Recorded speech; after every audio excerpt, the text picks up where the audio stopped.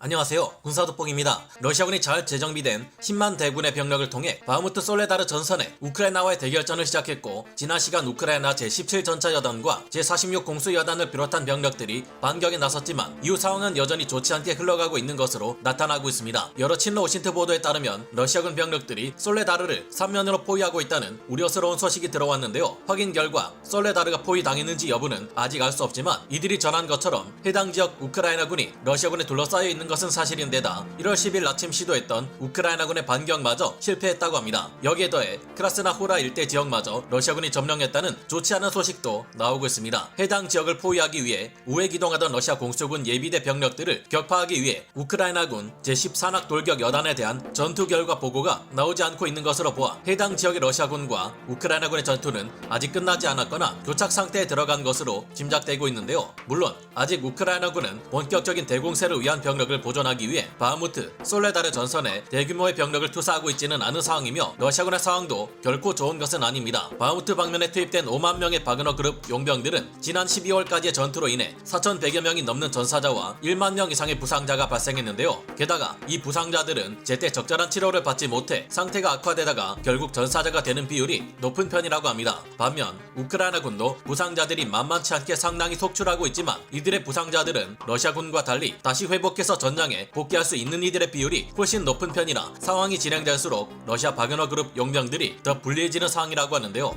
게다가 벌써부터 러시아군의 보급 문제가 다시 불거지고 있습니다. 현재 러시아군의 일일 포격량은 75% 수준까지 줄어들었다고 하는데요. 지금도 여전히 러시아군의 보급 부대와 시설, 물류 창고 등이 우크라이나군 포병의 폭격에 의해 심각한 피해를 입고 있기 때문이라고 합니다. 최근 이 현상에 대해 미 국방부의 한 관계자는 우크라이나군의 보급로 공격이 양동이 속의 물 한 방울을 없애는 정도의 효과밖에 없을지 모르지만 양동이 자체가 작아지고 있다고 설명했습니다. 우크라이나군의 러시아군 보급로 공격 그 자체로 인한 피해 규모는 작을지라도 이런 공격들과 러시아군의 극심한 탄약 소모가 러시아군의 보급 시스템 전반의 흐름을 마비시키고 있다고 볼 수 있을 듯한데요. 그러나 확실히 지금의 러시아군은 동부전선에서 최대한 효율적으로 러시아군을 막아내려는 우크라이나를 위협하고 있으며, 우크라이나군도 이를 막기 위해 공세를 위해 준비했던 대규모의 병력을 소모하게 될 경우를 서방 국가들과 나토는 우려하고 있습니다. 그래서 미국은 최근 역대 최대 규모의 28억 5천만 달러 규모의 무기 지원을 준비하고 있고, 영국에서 러시아군이 벌벌 떨만한 최강의 전차를 우크라이나에게 지원하기 위해 논의 중인데요. 이 전차는 걸프전에서 이라크군의 전차들을 상대로 믿을 수 없을 정도의 대활약을 펼쳤던 챌린저 1 전차보다 더 발달한 후속 전차이기에 우크라이나군이 이를 운용하게 될 경우 러시아군 전차들을 손쉽게 제압할 수 있을 것으로 예상됩니다. 또한 미국의 무기 지원 패키지 안에 우크라이나 공군의 전술기 한 대가 무려 16대나 되는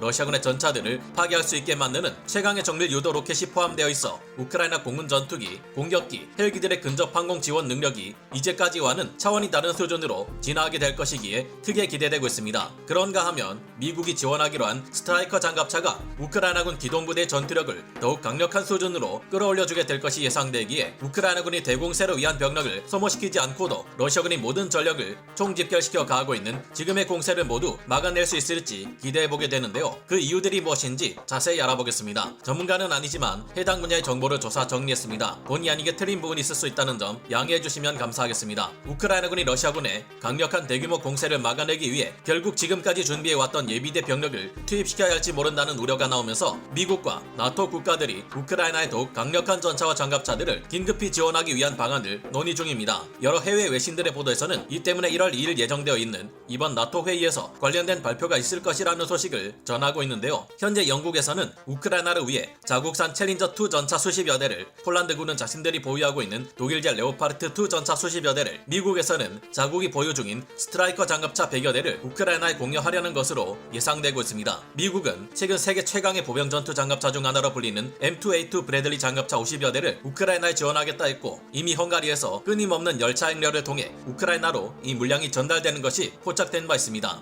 여기서 추가로 지원되는 100여 대의 스트라이커 장갑차는 우크라이나군에게 매우 중요한 역할을 담당할 것으로 보이는데요. 우크라이나군은 지금까지 전차 한 대에 험비 2대 혹은 장갑차 한 대에 험비 2대와 같은 조합으로 기갑 부대를 보조해왔습니다. 그러나 장갑이 약한 험비 차량으로는 전선에서 기갑 부대들을 보조하는 것에 무리가 있고, 스트라이커 장갑차가 험비 대신 투입된다면 전투의 효율성을 더욱 끌어올려 줄 수 있다고 하는데요. 이미 캐나다가 우크라이나에게 39대의 스트라이커 장갑차를 지원하고 있으며, 이 중 일부가 벌써 전선에서 험비보다 훨씬 나은 활약을 보여주고 있다고 합니다. 그러나 이보다 더욱 기대되는 것은 바로 영국제 챌린저2 전차인데요. 이 전차가 러시아군의 전차들을 상대로 잘 싸울 수 있을지를 보기 위해서는 복잡한 설명 없이 걸프전에 투입된 영국제 챌린저 1 전차의 활약을 보면 될 듯합니다. 1990년대 초반 걸프전에 투입된 영국군의 챌린저 1 전차 220판대는 소련제 T-72 전차를 주력으로 사용하는 이라크군의 전차를 300대가 넘게 파괴했습니다. 그러면서도 영국의 챌린저 1 전차는 단 한 대도 파괴되거나 손실되지 않았는데요. 걸프전에서 챌린저 1 전차는 무려 4.7km 밖에 있던 이라크군의 T-55 전차를 날개 안정 분리 철갑탄으로 격파한 기록을 가지고 있는데, 이는 현재 공인된 최장거리 전차대 전차 격파 기록으로 아직까지 남아있습니다. 그리고 이보다 더 강력하게 개량된 챌린저 2 전차는 이라크전에서 무시무시한 기록을 세우게 됩니다. 이라크전 당시 영국군의 챌린저 2 전차는 미군의 M1 에이브람스 전차와 함께 가장 강력한 다국적군의 지상전력으로 투입되었는데요. 이 챌린저 2 전차가 어느 날 순찰을 돌며 안정화 작전을 진행하던 중 매복하고 있던 이라크군들에게 기습 공격을 받아 무려 70발에 가까운 RPG-7 로켓에 피격당한 적이 있습니다. 그런데도 당시 챌린저 2 전차는 살아서 기지까지 생還한 사례가 있을 만큼 강력한 방어력을 자랑하는데요. 이외에도 챌린저 2 전차는 14발의 RPG-7 근거리 사격과 밀란 대전차 미사일 한 발까지 추가로 맞고도 승무원 전원이 무사한 채 생還했고, 6시간의 수리를 거친 후 다시 전장에 복귀하는 등 뛰어난 방어력과 생존성으로 유명한데요. 어쩌면 이 전차가 미국제 M1 에이브람스 전차보다 지금의 우크라이나군에게 더욱 적절한 전차가 될 수 있습니다. 미국제 M1 에이브람스 전차는 열화 우라늄 포탄과 장갑을 사용하는 경우 성능만큼은 확실한 최강의 전차 중 하나이지만,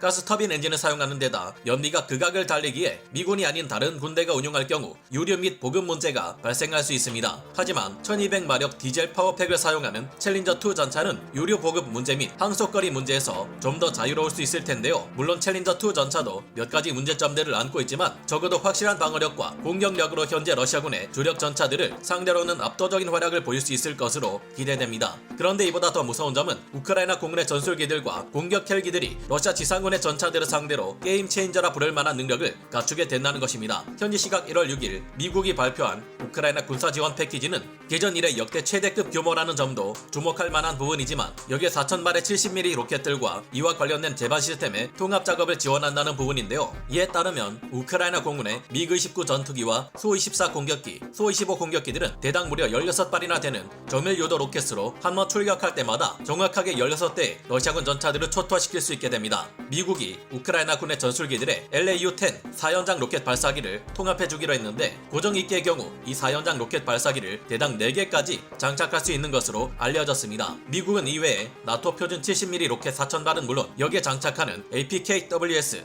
유도 키트까지 함께 지원해주는데요. APKWS란 제2담이 그런 것처럼 각종 70mm 유무도 로켓에 간단한 유도 키트를 장착해 정밀 타격이 가능하도록 만든 장치입니다. 드론 잡는 저가형 로켓으로 유명한 각종 70mm 로켓들은 헬파이어 미사일 같은 물건에 비해 파괴력이 떨어지지만 취약한 전차의 상부에 이를 발사할 경우 충분히 파괴할 수 있습니다. 나토 표준 70mm 로켓들은 균질 나변 강판 기준 475mm의 관통력을 발휘하기에 충분히 러시아군 전차들의 상부 장갑을 뚫고 들어가 파괴할 수 있으며, 대전차 고폭탄 탄두 외에도 콘크리트 관통 탄두, 고폭 파편 탄두 등 다양한 용도로 사용할 수 있기에 그 활용성이 상당히 높을 것으로 예상되는데요. 미국이 이번에 지원하는 4,000발의 70mm 로켓들은 헬기에서 발사될 경우 사정거리가 8km에 달하고, 공군의 고정익기들에서는 더욱 고고도에서 발사해 10km 이상의 사정거리를 가지기에 러시아군의 단거리 방공 시스템들이 가진 사정거리보다 더 깁니다. 덕분에 우크라이나 항공기들은 나토 표준 70mm 로켓을 사용함으로써 러시아군의 방공 시스템 밖에서 우크라이나군의 항공기들이 목표물을 정확히 제압할 수 있게 해줍니다. 이 외에도 미국은 M113 보병 수송 장갑차를 100대, MRIP 지뢰 방어 장갑차를 50대까지 지원하는 등